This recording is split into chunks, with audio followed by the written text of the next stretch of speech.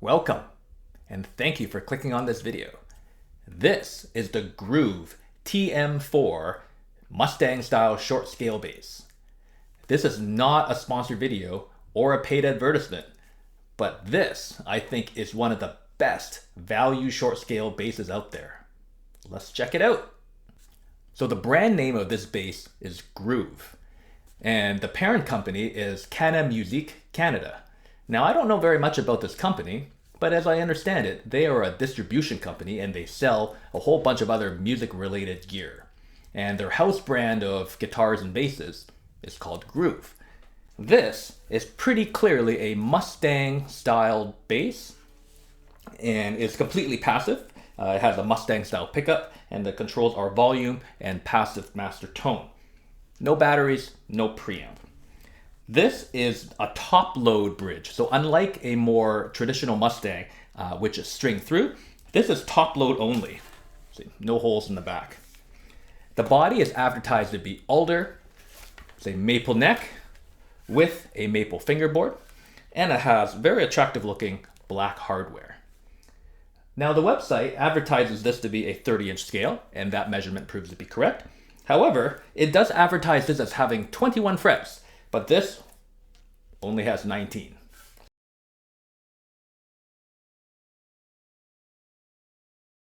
So I found this bass purely by accident. I was searching on eBay, my search term was short scale bass, and this is one of the first few hits that came up.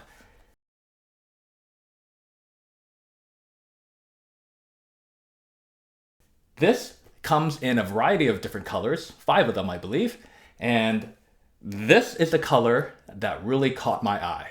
And when I picture a supercar or a very nice sports car such as a Lotus Emira, my brain pictures it in Laguna Blue. If I were to ever buy a Dingwall, I would buy the one in Laguna Blue. I love this color combo, and coupled with the contrast with the maple neck, I think this looks fantastic. But all that doesn't matter if it doesn't sound and play good. So let's hear it. Let's start with the controls, with the master volume all the way up and the tone all the way down.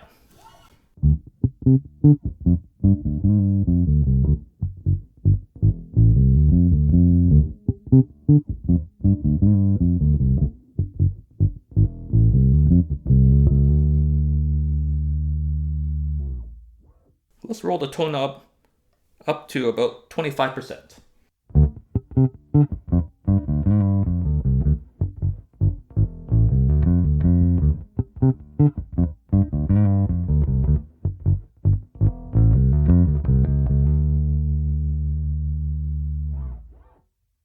Tone knob at around 50.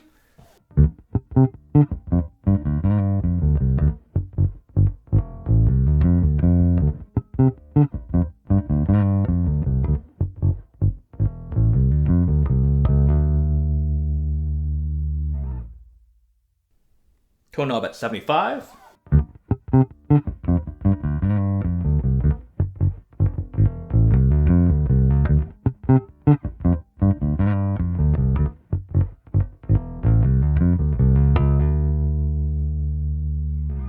And tone knob wide open.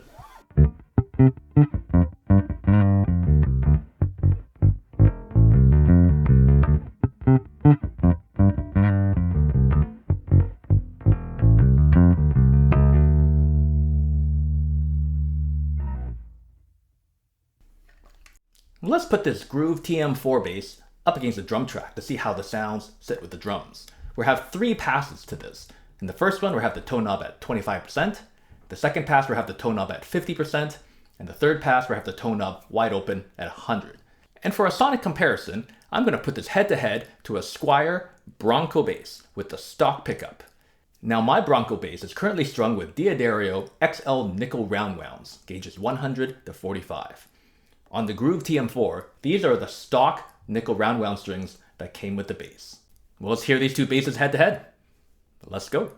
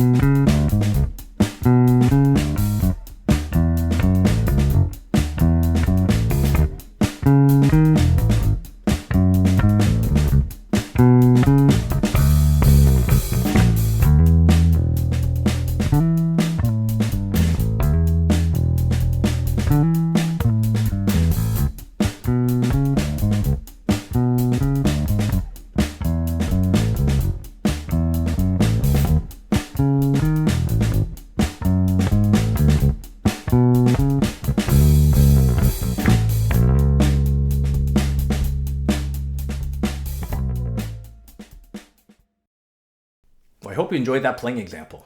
Please let me know what you thought of the tones by leaving a comment below. Let's first start by talking about the sound and the tone from this instrument.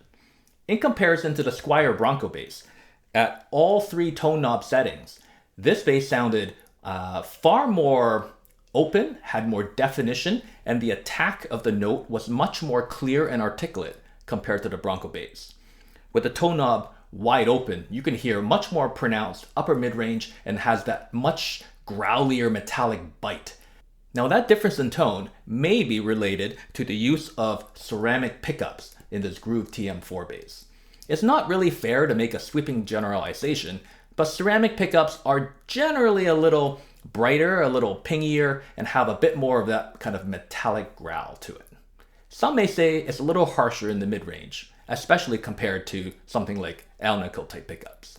The Groove TM4 does sound a little more aggressive compared to the stock pickup in the Squier Bronco bass. Now let's talk about the construction and the things I like and dislike about this bass. Let's start from the headstock and we'll work our way down. I do like that the grain is very straight on this headstock, and this particular neck in general, the graining is pretty straight. There are not very many big obvious knots in it, and I do think that helps with the stability of the neck. And maybe I'm delusional, but I like to think that a straighter grain neck will resist warping and twisting over time.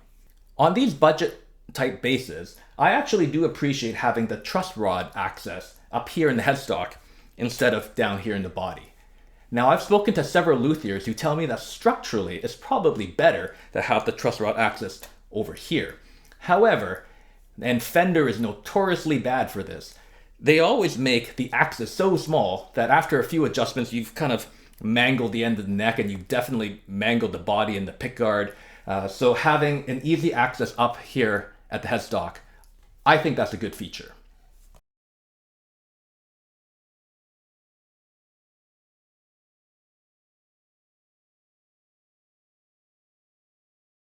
Let's talk about these tuners. In the short time that I've had this bass, these tuners have turned very, very well, and they've kept their pitch and tune quite reliably.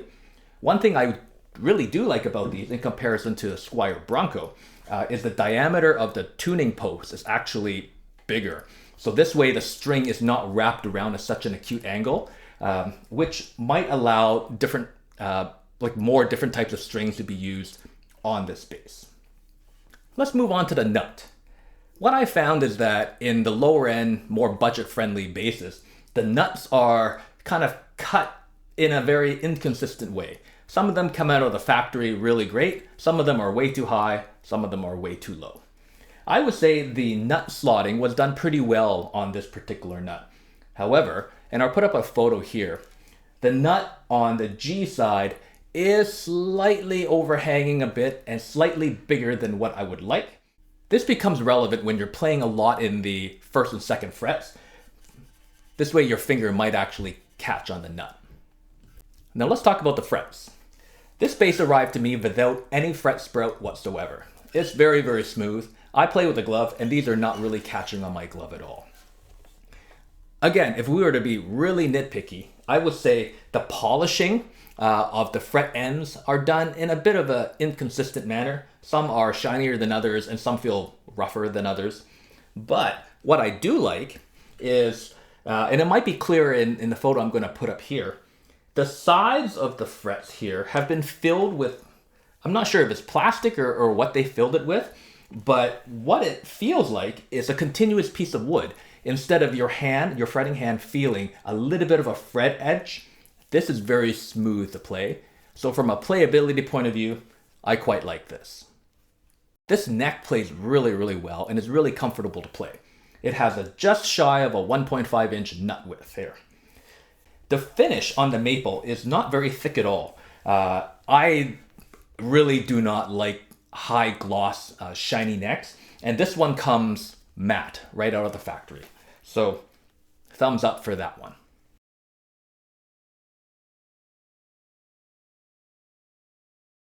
Let's talk about the pickup here. Some people would like the aggressive nature of the tone of this ceramic pickup. Some people say they would prefer a warmer, more vintage type tone.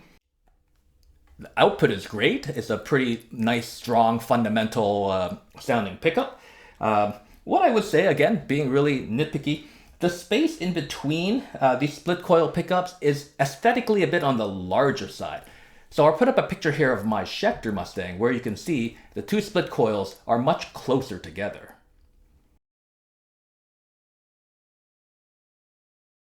Let's talk about this bridge. It's kind of a hybridized version of a standard 5-screw Fender stock bent metal bridge and a Mustang bridge, which is quite a bit larger and has that kind of trapezoid type shape to it. This is top load only, unlike a more traditional Mustang, which is string through, but it does have 19mm string spacing. So if you're used to a P bass or a J bass, transitioning to this, it would be really, really easy. One thing I don't like, however, is after I have the setup the way I like it, I ended up with pretty sharp Allen screw ends that pop out from above the saddle. So if you're playing a lot of palm muting type style playing, that might end up scratching your hand. And from a practical point of view, the sharp screws would end up tearing up your gig bag. This is easily fixable. You need to take all the screws out and you can file them down on the underside and then put them back in and reset the bass up. Now the setup that came out of this box was playable, certainly wasn't perfect. So it did take a few turns of the truss rod to get the neck relief to where I wanted it to be. It came sitting a slightly high for my liking, and the intonation was okay, but it certainly wasn't bang on. So intonation work was required. This bass weighs in at 8 pounds and 12 ounces.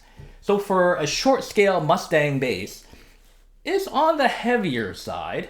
However, the thing working for it is it does balance pretty well. Those of you who've played Mustang style basses would know that they all are a bit on the neck divey side. But this one with the slightly heavier alder body does balance pretty well, and it plays very comfortably in my lap. Great thing I like about this bass is this has a forearm cutaway, and it also has a tummy cutaway here. So for playing comfort, it's great.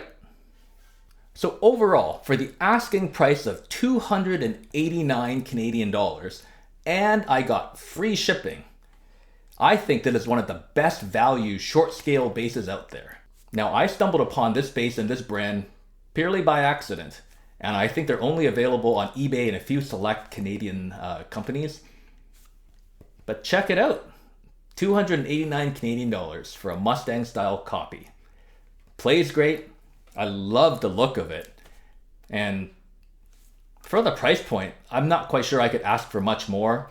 Some of the more negative criticisms I've made of this bass are pretty nitpicky. But I say overall, having played a lot of short scale basses, best value right here. Thanks so much for watching this video. Catch you next time. Peace.